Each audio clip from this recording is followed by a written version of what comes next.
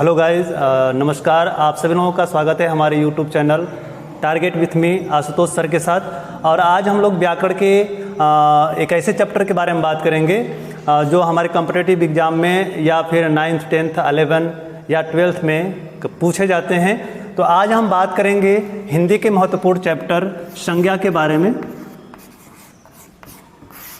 आज हम बात करेंगे संज्ञा के बारे में। सबसे पहले तो हमें ये देखना है कि संज्ञा होता क्या है, यानी संज्ञा का अर्थ क्या होता है। संज्ञा का मतलब ही होता है नाम, यानी कि इस संसार में जितने भी प्राणी हैं, जितने भी वस्तुएं हैं, जितने भी तत्व हैं, उन सबका एक नाम है। और हम अगर कहें तो कह सकते हैं कि व्यक्ति, स्थान,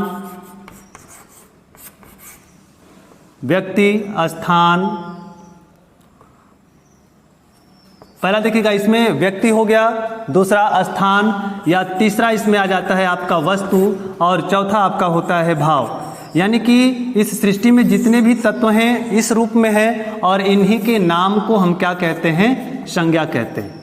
बात को आप ध्यान से समझिएगा, बहुत अच्छे से समझ में आएगा आपको ये बात। संज्ञा से संबंधित जितने भी क्वेश्चन होंगे वो सभी आपको यहाँ से कंप्लीटली हल हो जाएंगे। तो आइए बात करते हैं संज्ञा के बारे में। देखिएगा, संज्ञा के भेद के बारे में बहुत सारे विवाद हुए कि संज्ञा के मूल रूप से भेद कितने होते हैं, इसके अर्थ के आधार पर भेद कितने हैं, उत्पत्ति के आधार पर कितने हैं। तो मैं आपको पूरे संज्ञा के बारे में आज बताऊंगा। अगर हम बात करते हैं संज्ञा की, तो संज्ञा को मूल रूप से दो भागों में बांट दिया गया। पहला भाग था यथार्थवाचक, और इसमें जो दूसरा था वह आपका था भाववाचक। कुछ नई चीज़ें भी आपको मिलेगी, यथार्थवाचक और दूसरा भाववाचक। यानी कि इस संसार में जो कुछ भी है वह दो रूपों में है, एक यथार्थवाचक के रूप में और एक भाववाचक के रूप में। और अगर हम देखें तो इस संसार में जो भी वस्तुएं हैं, एक दृश्य होता है, एक क्या होता है, अदृश्य होता है। यानी एक को हम देख सकते हैं और एक को हम देख नहीं सकते हैं, या हम कह सकते हैं यह मूर्त होता है और यह क्या होता है, अमूर्त होता है। आई बात समझ में?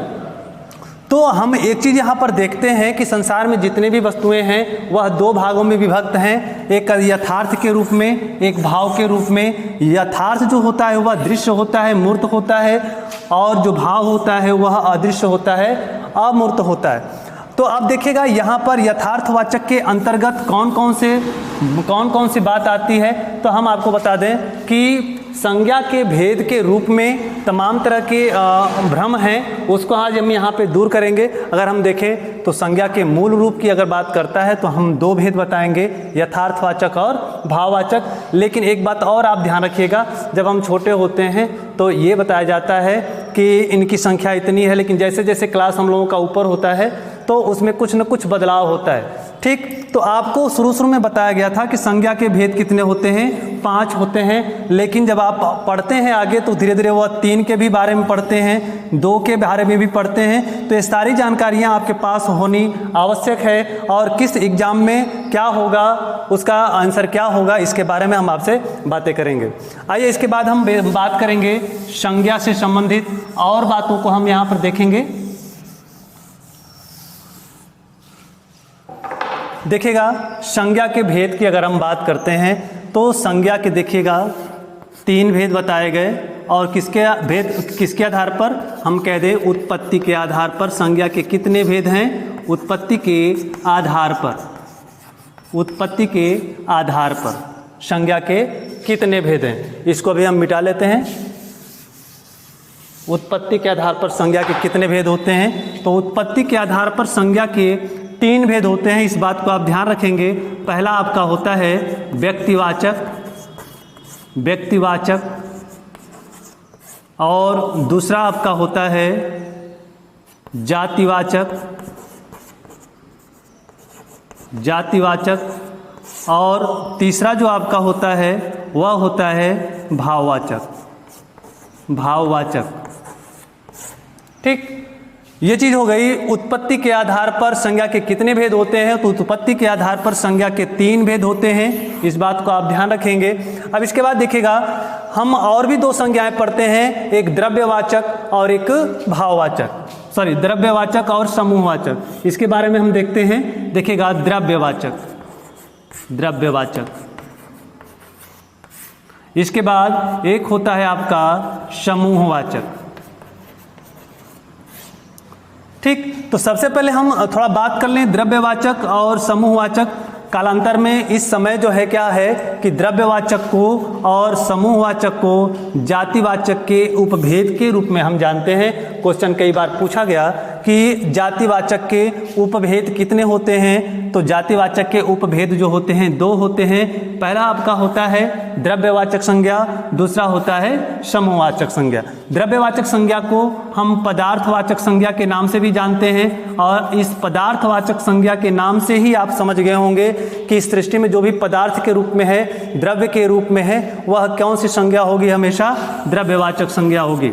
और समूहवाचक का मतलब ही क्या होता है, यह एक समुदाय का बोध कराता है, समुदाय का बोध कराता है, एक वर्ग का बोध कराता है, ठीक ना। तो एक समूह का बोध कराता है, यानी कि जो शब्द किसी समुदाय का बोध कराता है, वर्ग का बोध कराता है, समूह का बोध कराता है, उसे हम समूहवाचक संज्ञा के नाम से जानते हैं। और संसार में जितनी भी वस्तुएं हैं, जो खाद्य पदार्थें हैं, गैसीय अवस्थाएं हैं, और जितने भी मटेरियल हैं, जो मटेरियल ही हैं, तो उसमें कौन सी संज्ञा होगी, आपका द्रव्यवाचक संज्ञा होगी। इसके बारे में अभी हम फिर से बात करेंगे। इसके पहले हम थोड़ा सा व्यक्तिवाचक और जातिवाचक और भाववाचक के बारे में बात कर लें।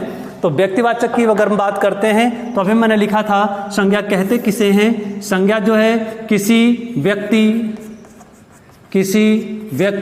किसी वस्तु, किसी स्थान अथवा भाव को।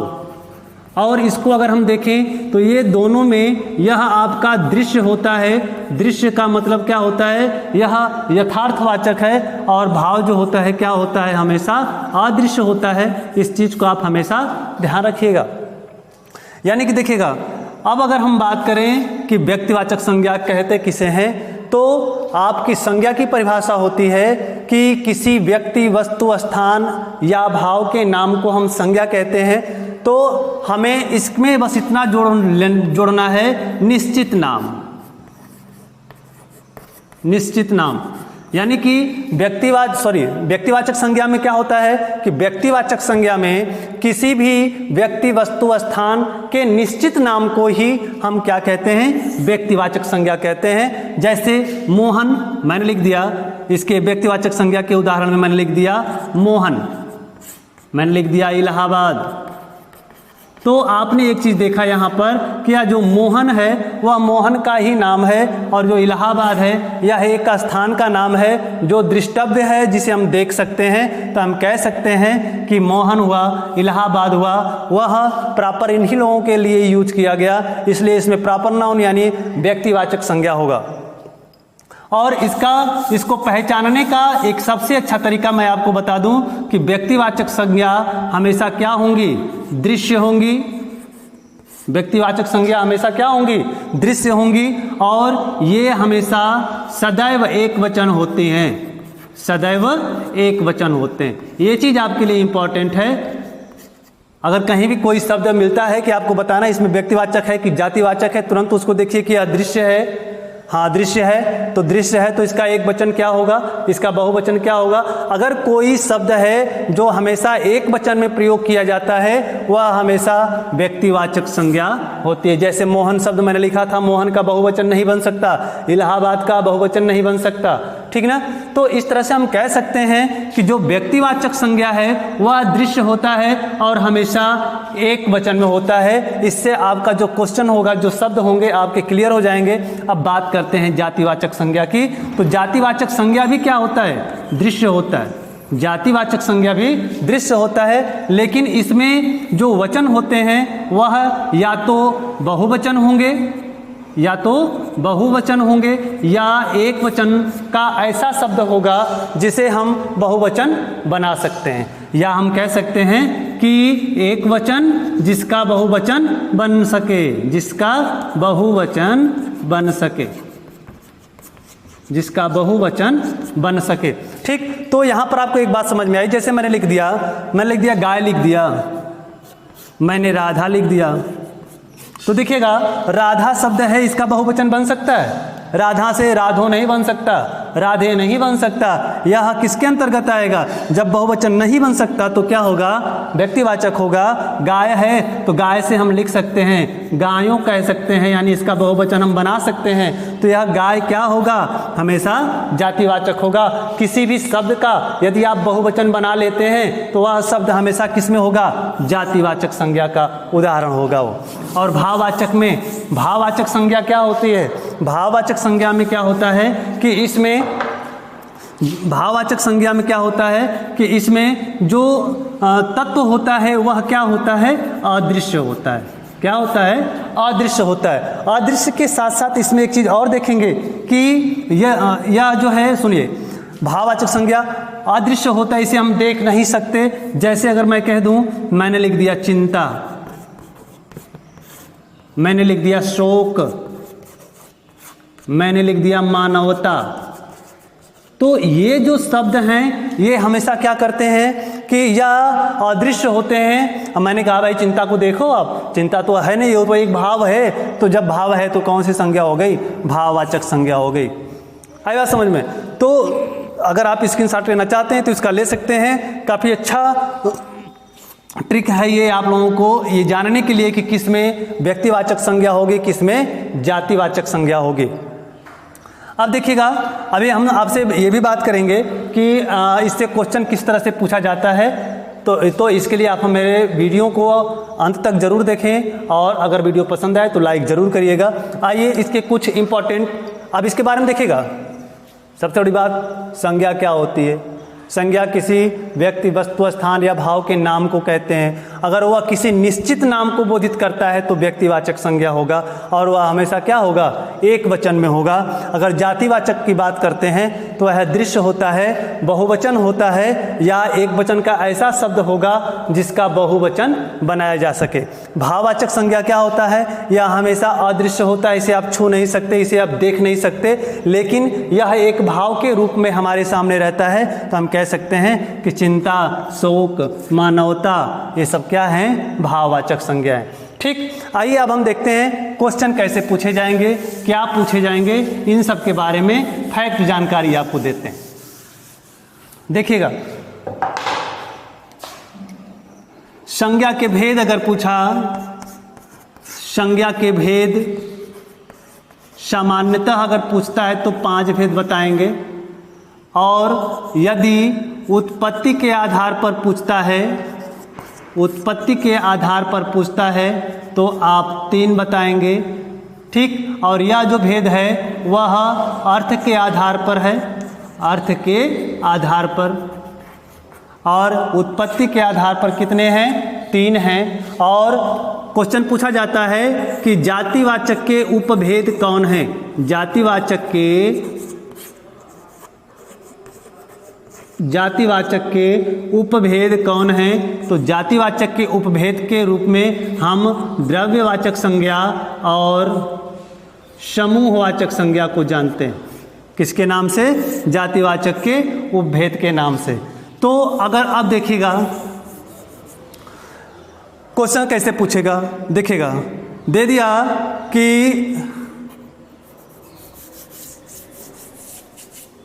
आजकल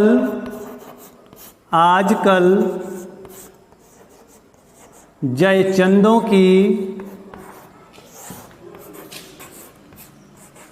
कमी नहीं है, जयचंदों की कमी नहीं है।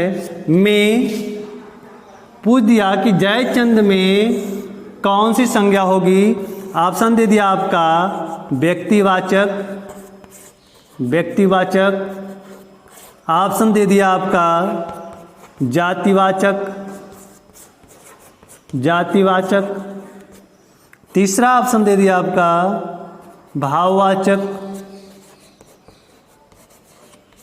और चौथा ऑप्शन दे दिया आपका समूहवाचक।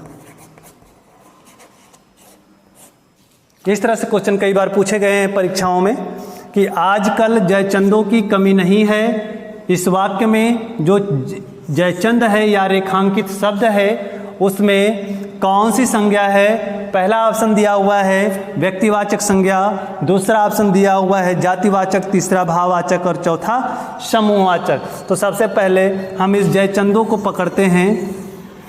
जयचंदों कह देने से यह क्या हो गया भाई? बहुवचन हो गया। क्या हो गया? बहुवचन हो गया। जब बहुवचन हो गया तो यह व्यक्तिवाचक हो सकता है? कभी नहीं। क्यों? क्योंकि व्यक्तिवाचक हमेशा क्या होता है? एक वचन होता है।